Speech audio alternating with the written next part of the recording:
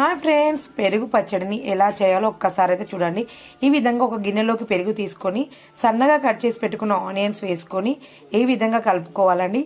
తాలింపు కోసం అయితే ఒక ప్యాన్ పెట్టుకొని అందులో ఆయిల్ పోసుకొని కొంచెం జీలకర్ర, పచ్చిమిర్చి, పోపు గింజలు, కొంచెం కరివేపాకు, ఒక చిటికెడంత పసుపు, కొంచెం ఇంగువ వేసుకొని అయితే పోపు అయితే సిద్ధం చేసుకొని మనం రెడీ చేసుకున్న పెరుగులోకి అయితే పోపు అయితే ఈ విధంగా కలుపుకోవాలండి.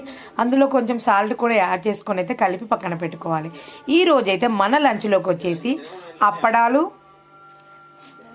రైస్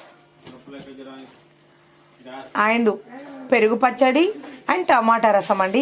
ఈ విధంగా అయితే వాళ్ళ మామ అల్లుళ్ళు కూర్చొని అయితే లంచ్ అయితే చేస్తున్నారు. నేనైతే ఈవినింగ్ స్నాక్స్ కోసం అయితే ఈ విధంగా అయితే గోధుమ పిండి అయితే తీసుకొని నేను ఈవినింగ్ అయితే స్నాక్స్ రెడీ చేయబోతున్నాను. ఏం స్నాక్స్ ఏంటిది అనేది నెక్స్ట్ వీడియోలో అయితే చూపెడతాను.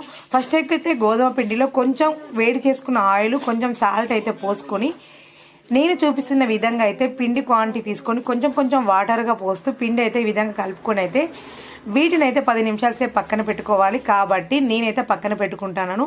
ఏం స్నాక్స్ ఏంటి అనేది నెక్స్ట్ వీడియోలో చూడండి ఫ్రెండ్స్. బాయ్ అండి. చూస్తూ ఒక్క చిన్న లైక్ ఇవ్వడం మాత్రం మర్చిపోకండి.